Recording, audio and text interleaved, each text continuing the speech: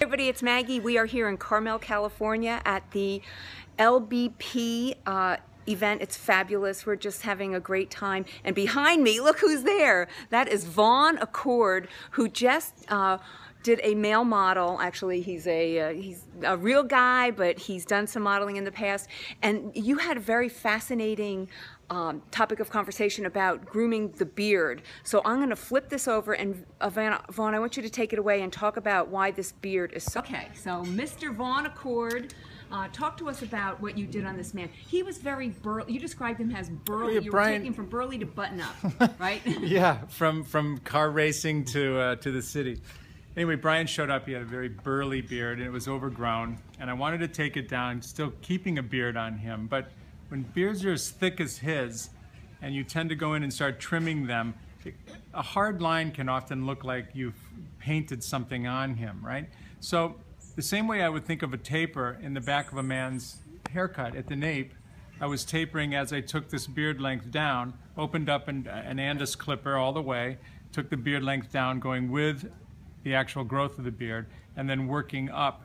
And having, even though there's weight here, it's not some hard line, and it's just kind of a more lived-in look for him. It's something that's more relaxed, and again, it just doesn't look like it's too forced, because he's not that kind of guy. So when do you go for the defined line? Sometimes it's more about the character of who the person is. So perhaps a guy that's always in a jacket and tie that wears a very short beard can define it a little bit more, but be careful, because when you go down, you know, and you can teach this in the salon, when a guy shaves and he shaves a straight line or he shaves down, you can end up with a little pocket double chin when you really didn't have one.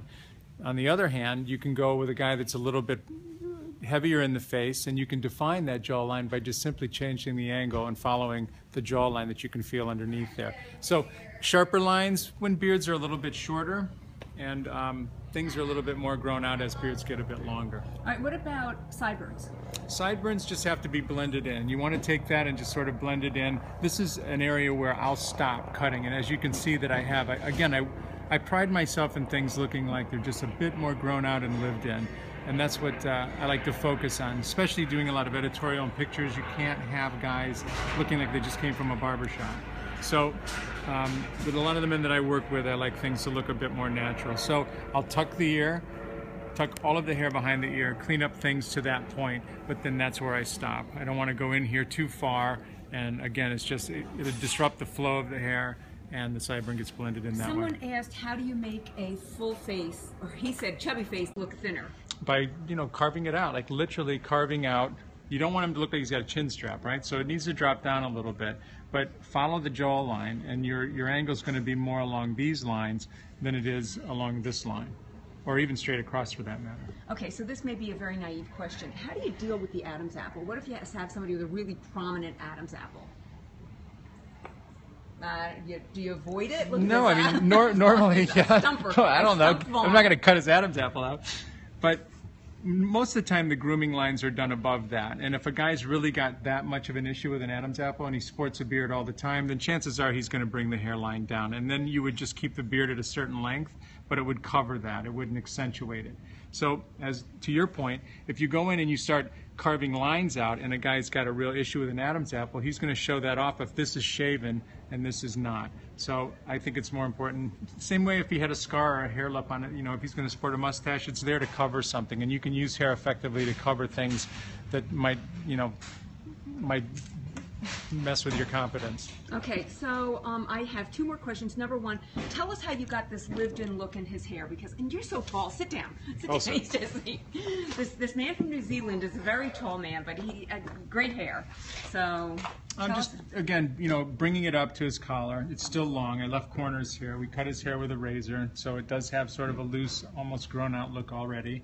And it just balanced things off quite a bit. So there's flow. He could certainly button this up with the use of a comb and get very, very groomed for the boardroom if he needed to be, right? So he's got that option. But he's also got length to still be who he is.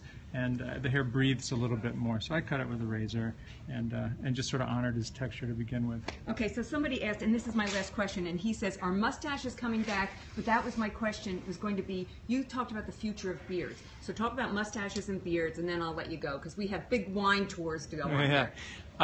Mustaches, yeah, they're actually looking pretty good, but it takes a particular face to pull off a mustache. It really does, and you have to look at yourself. And if you're going to wear something like that and be as bold as a mustache can be, then you need to own it. So don't do it just because it's trendy. Do it because it actually looks really good on you. Okay, and then the future of beards, and then I'll let you go. Honestly, I think that beards are going to start to go away. I think that we're going to see some clean-shaven faces in the next 5 years. We're already seeing it on the runways a little bit, and this whole beehive beard thing, which is very cool, and some guys will continue to sport it. But as a whole, I think we're going to go back to clean-shaven faces soon. Okay, and what is, I lied, I have one more question. What is your favorite V76 product? Right now it's a bar soap, funny enough, and more guys that have used it.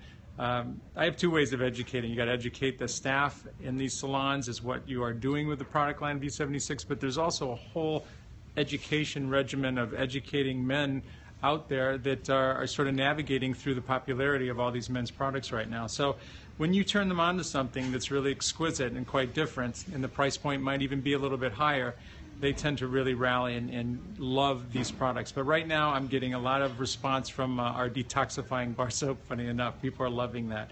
So I'm riding that. It's my favorite product at the moment. All right. Well, thank you so much, and thank you, Mr. Model. What is your name? Sure. Give yourself a shout out. My name's Brian. Brian, there. See, hear that New Zealand accent? We love it. You go. All right, bye, guys. Thanks so much. All right, thanks, Megan.